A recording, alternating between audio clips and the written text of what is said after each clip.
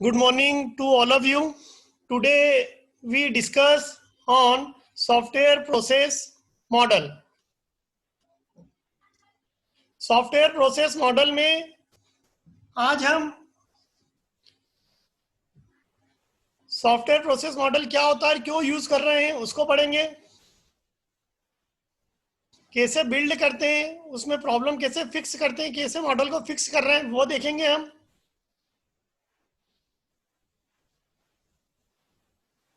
ये जो मॉडल है क्यों जरूरी है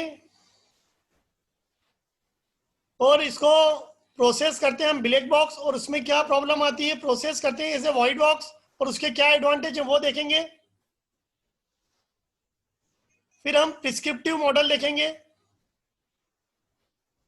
उसके बाद आज हम वाटरफॉल मॉडल पढ़ेंगे जिसको हम लीनियर सीक्वेंशियल मॉडल भी कहते हैं।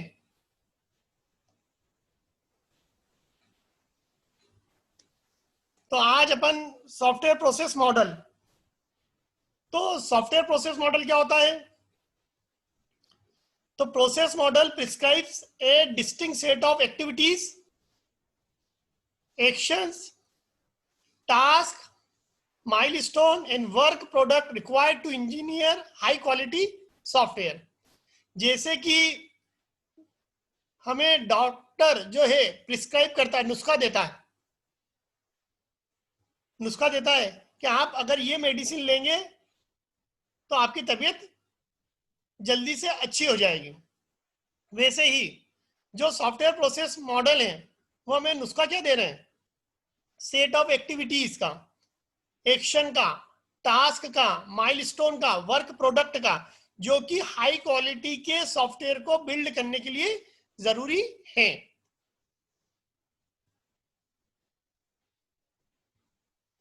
Process model are not perfect but provide road map for software engineering work. जो सॉफ्टवेयर प्रोसेस मॉडल है प्रोवाइड करते हैं हमें stability, control, organization to a process. Software process model adopt करते हैं to meet the needs of software engineers and manager for specific project.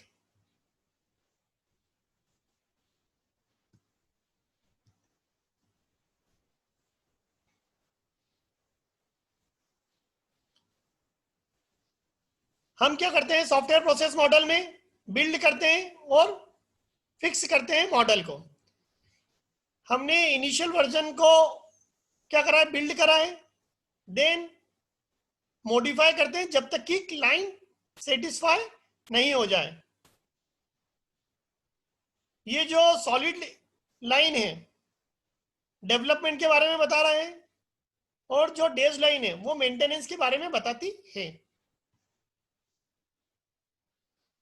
अगर एक बार client satisfy हो जाएगा तो हम कौन से फेज में आ जाएंगे? मेंटेनेंस फेज में। और उसके बाद हमारा प्रोजेक्ट कंप्लीट होकर हम बाहर आ जाते हैं। इसमें प्रॉब्लम क्या थी अर्ली अप्रोच में? ये जो प्रोडक्ट हमने कंस्ट्रक्ट करा है विदाउट स्पेसिफिकेशन और एनी अटेम्प्ट एट डिजाइन, तो developer simply build a product that is rework, उसके ऊपर वापस से काम करना पड़ता है as many times as necessary to satisfy the client. और ये जो मॉडल था छोटे प्रोजेक्ट के लिए तो यूजफुल था but is totally unsatisfactory for product of any reasonable size। किसी भी साइज के प्रोजेक्ट के लिए यह मॉडल फिक्स नहीं था। इसका क्या होता था? मेंटेनेंस काफी हाई होता था, इसमें डिफिकल्टीज और डिफिशियंसी आती थी, कैसी के प्रिडिक्ट करना इम्पॉसिबल था, अनुमान लगाना और इसको मैनेज करना भी इम्पॉसिबल था। तो हम सॉफ्टवेयर प्रोसेस मॉडल की जरूरत क्यों पड़ी? क्योंकि जो फिक्स मॉडल यूज कर रहे थे तो सॉफ्टवेयर में क्राइसिस आए, इनएडिक्वेसी आई, इनकॉम्पिटेंसी आई,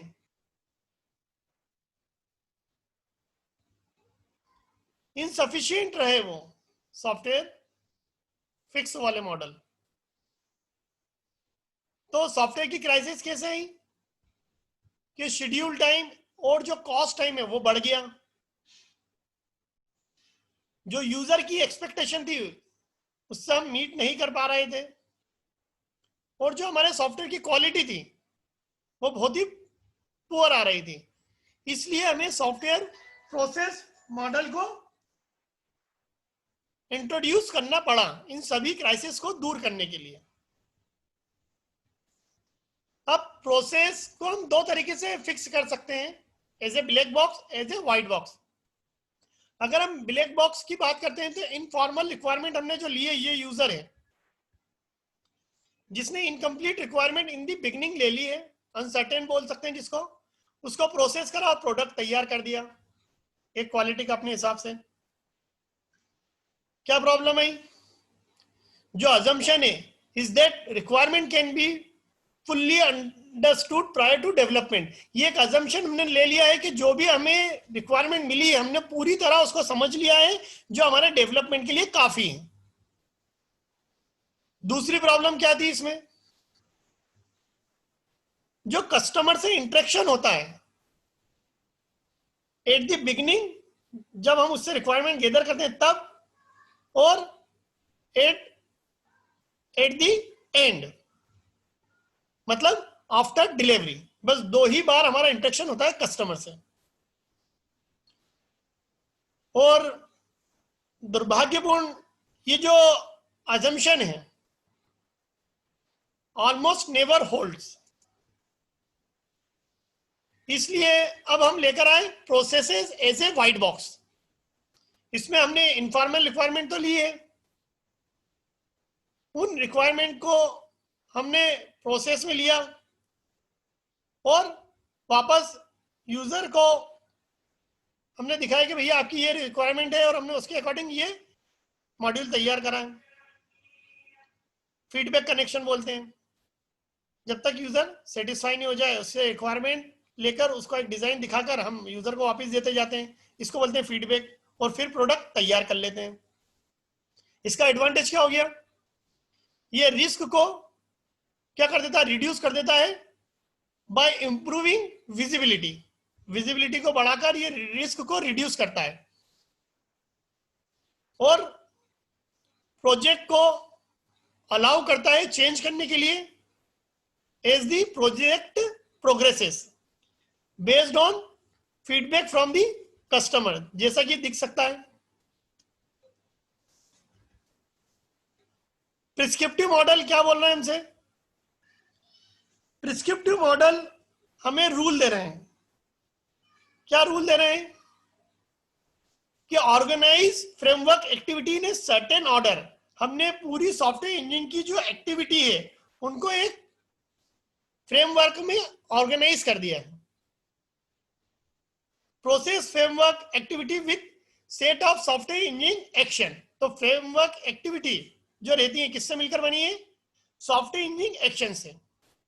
और हर action in terms of task set that identifies the work to be accomplished to meet the goal. The resultant process model should be adopted to accommodate the nature of the specific project, people doing the work in the work environment. अब जो हमारा software engineer है choose करता है process framework that include activities like communication, planning, modeling, construction and deployment.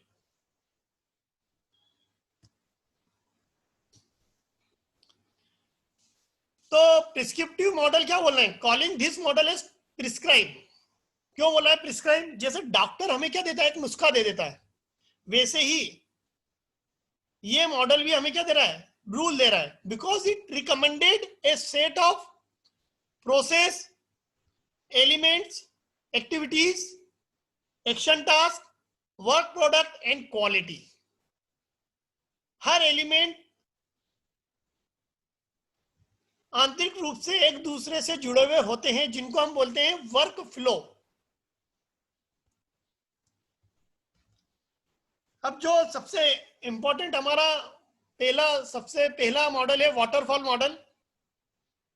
सबसे पहला topic है waterfall model हमारा, जिसको हम क्लासिकल लाइफ साइकिल मॉडल भी कहते हैं। जिसको हम क्या कहते हैं? क्लासिकल लाइफ साइकिल मॉडल भी कहते हैं। Waterfall model is an example of a sequential model. ये सीक्वेंशियल मॉडल का भी एग्जांपल है। So it is also referred to as a linear sequential life cycle model. It is very simple to understand and use. In a waterfall model, each phase must be completed before the next phase can begin. It is also called classical life cycle model. तो क्या बोला है मैंने? Waterfall model को हम linear या sequential model भी कहते हैं, जिसका मीनिंग है कि एक डेवलपमेंट फेज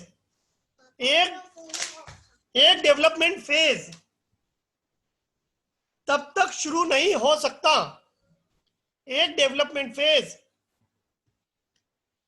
तब तक शुरू नहीं हो सकता जब तक कि उसका प्रीवियस फेज कंप्लीट नहीं हो जाता है।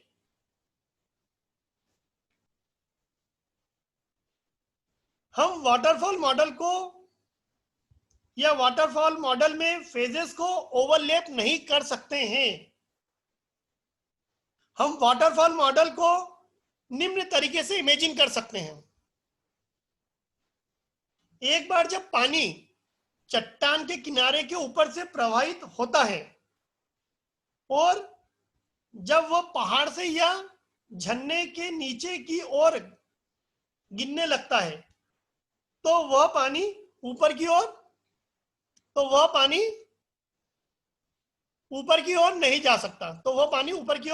नहीं जा सकता है। वाटरफॉल मॉडल में एक फेज का आउटपुट दूसरे फेज के लिए इनपुट की तरह काम करता है। एक फेज का आउटपुट दूसरे फेज के लिए इनपुट की तरह काम करता है। इसमें टोटल हमारे कितने फेज दिख रहे हैं हमें यहाँ पर पिक्चर में? 5। लेकिन हम बोलेंगे इसको कि वाटरफॉल मॉडल में टोटल 6 फेज होते हैं, जो आखिरी में मैंने डिप्लॉयमेंट के बाद मेंटेनेंस कवर नहीं करा है, लेकिन वो होता है। जो पहला फेज है, जिसको हमने कहा है कम्युनिकेशन, जो प्रोजेक्ट के इनिशिएशन के लिए जरूरी है, जिसमें हम रिक्वायरमेंट को गैदर करते हैं। इसमें हम यूजर की रिक्वायरमेंट लेंगे कि उसमें कौन से फंक्शन चाहिए। जैसे मैं सॉफ्टवेयर डेवलपर हूं, जैसे अगर मैं कोई सॉफ्टवेयर बना रहा हूं, उसका डिजाइन क्या होगा, उसका क्या फंक्शन रखना है ताकि फ्यूचर में प्रॉब्लम ना हो, ये सारी रिक्वायरमेंट हम यहां पर गैदर करते हैं। इस फेज में यूजर की रिक्वायरमेंट के आधार पर अपने सॉफ्टवेयर का बेसिक आर्किटेक्चर डिजाइन करते हैं, जिससे कि हम सॉफ्टवेयर डेवलपमेंट प्रोसेस को आगे बढ़ा सकें। इसमें प्लानिंग में means estimating, scheduling and tracking. Estimate हमारा प्लानिंग में आएगा, शेड्यूलिंग हम बनाएंगे कितने समय में हमें तैयार करना है, और देखेंगे कि जो हमने टाइम स्लाइड बताया था उसमें वो कंप्लीट कर पा रहे हैं या नहीं।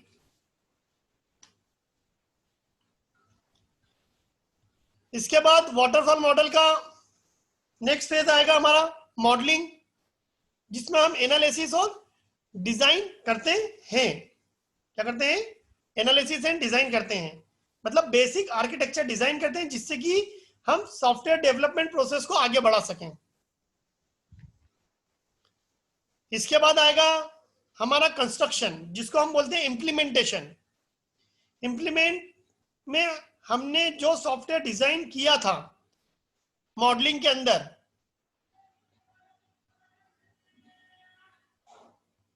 उसकी कोडिंग करते हैं हम, छोटे छोटे प्रोग्राम बनाते हैं और यूनिकली हम उसकी टेस्टिंग भी करते हैं ताकि एरर फ्री प्रोग्राम बन सके। इम्प्लीमेंटेशन मींस कंस्ट्रक्शन के बाद, कोडिंग के बाद, टेस्टिंग के बाद कंस्ट्रक्शन फेज को हम इम्प्लीमेंटेशन फेज भी कहते हैं, जिसमें हम कोडिंग कर रहे हैं, छोटे छोटे प्रोग्राम बना रहे हैं, छोटे छोटे प्रोग्राम के ऊपर टेस्टिंग कर रहे हैं। इसके बाद हम नेक्स्ट फेज में जाते हैं, डिप्लॉयमेंट। इस फेज में हमने जो छोटे छोटे प्रोग्राम बनाए थे उन्हें इंटीग्रेट करते हैं, इंप्लीमेंटेशन कंस्ट्रक्शन। डिप्लॉयमेंट के जस्ट पहले इस फेज में हमने जो छोटे छोटे प्रोग्राम बनाए थे उन्हें इंटीग्रेट करते हैं और उन्हें दोबारा टेस्ट करते हैं, जिससे बचे हुए एरर भी दूर हो जाएं, जिससे हमें एरर फ्री सॉफ्टवेयर मिलता है। अब ये जो कंस्ट्रक्शन में, जो इम्प्लीमेंटेशन में हमने कोडिंग टेस्टिंग करी छोटे छोटे प्रोग्राम के ऊपर और उनको इंटीग्रेट करने के बाद अब हमारा सॉफ्टवेयर तैयार हो गया है। उसके बाद हम जाते हैं डिप्लॉयमेंट फेज के ऊपर। इस फेज में हमारा जो सॉफ्टवेयर है कंप्लीट तैयार हो जाता है और कंप्लीट होने के बाद इसे मार्केट में लॉन्च कर देते हैं या यूजर को दे देते हैं। फिर डिलीवरी, सपोर्ट, फीडबैक। फिर कस्टमर के फीडबैक के अकॉर्डिंग हम एक और फेज होगा जिसको बोलते हैं हम मेंटेनेंस, जो छठा फेज होता है, जिसको हम पिक्चर में दिखाते नहीं है जनरली, लेकिन वो रहता है मेंटेनेंस। डिप्लॉयमेंट के बाद मेंटेनेंस। इस फेज में जो यूजर हमारा सॉफ्टवेयर यूज कर रहा है, अगर उसमें कोई एरर आती है तो उसे फिक्स करना होता है, मार्केट में लॉन्च करने के बाद भी मेंटेन करना पड़ता है, मतलब सर्विस देना पड़ती है। अब जैसा कि मैंने बताया मेंटेनेंस फेज होता है, तो मेंटेनेंस फेज में जनरली हम 3 प्रकार के मेंटेनेंस करेंगे। करेक्टिव मेंटेनेंस, अगर कोई करेक्शन है तो उसको मेंटेन करेंगे। एडॉप्टिव मेंटेनेंस, अगर कोई नई चीज एडॉप्ट करना है तो उसको मेंटेन करेंगे। परफेक्टिव मेंटेनेंस, अगर उसमें कोई छोटी मोटी खामी रह गई है तो उसको दूर करके उसको परफेक्ट करेंगे। तो मेंटेनेंस में हम generally corrective maintenance, adaptive maintenance और परफेक्टिव मेंटेनेंस, इन 3 मेंटेनेंस की बात करते हैं। अब जैसा कि मैंने बताया है, जो भी हमारे लाइफ साइकिल मॉडल होंगे, हर चीज का अपना प्लस होता है और अपना माइनस होता है। तो सबसे पहले मैं इसके प्लस पॉइंट बताऊंगा वाटरफॉल मॉडल के। तो वाटरफॉल मॉडल के हमारे सबसे प्लस पॉइंट क्या है? सबसे ज्यादा ये इजी टू अंडरस्टैंड है, मतलब इसको समझना आसान है। मॉडल की रिजिडिटी के कारण रिक्वायरमेंट मैनेज करना आसान होता है। प्रत्येक फेज में रिव्यू प्रोसेस दे रखी है, प्रत्येक फेज में रिव्यू प्रोसेस दे रखी है। फेज को प्रोसीड किया जाता है और एक समय में पूरा किया जाता है, मतलब एक फेज को पहले पूरा करेंगे उसके बाद ही नेक्स्ट फेज में जा सकते हैं। स्मॉल प्रोजेक्ट के लिए वाटरफॉल मॉडल अच्छी तरह काम करता है। वाटरफॉल मॉडल की जो स्टेजेस हैं, जो फेजेस हैं, वो क्लियरली डिफाइंड है। आप देख सकते हैं बिल्कुल क्लियर डिफाइंड नहीं है। जो भी हमारे काम है उनको अरेंज करना भी आसान होता है। इसमें एक्शन और रिजल्ट दोनों ही अच्छी तरह इसमें हम डॉक्यूमेंटेड करते हैं। अब जैसे मैंने बताया, हर चीज का कुछ प्लस होता है और हर चीज का कुछ माइनस होता है। तो सिक्के के 2 पहलू होते हैं। तो जहां इसके कुछ प्लस पॉइंट हैं तो वहीं इसके कुछ निगेटिव पॉइंट भी हैं। इसका निगेटिव पॉइंट क्या है? Needs can be difficult to define. जो इनकी नीड है उसको कई बार डिफाइन करना बहुत ही मुश्किल होता है। दूसरा जो सबसे बड़ा डिसएडवांटेज है वाटरफॉल मॉडल का, small changes or errors that arise in the completed software may cause a lot of problem। छोटा सा चेंज, छोटी सी एरर पूरे सॉफ्टवेयर को अफेक्ट कर देगा और बड़ी प्रॉब्लम क्रिएट कर सकता है।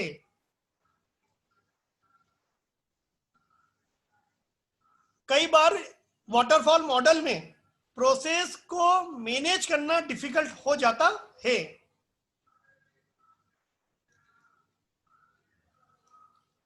तो ये कुछ मेजर ड्रॉबैक थे जिसके बारे में मैंने बताया वाटरफॉल मॉडल में। तो आज का लेक्चर मैं यही क्लोज करूंगा। Thank you.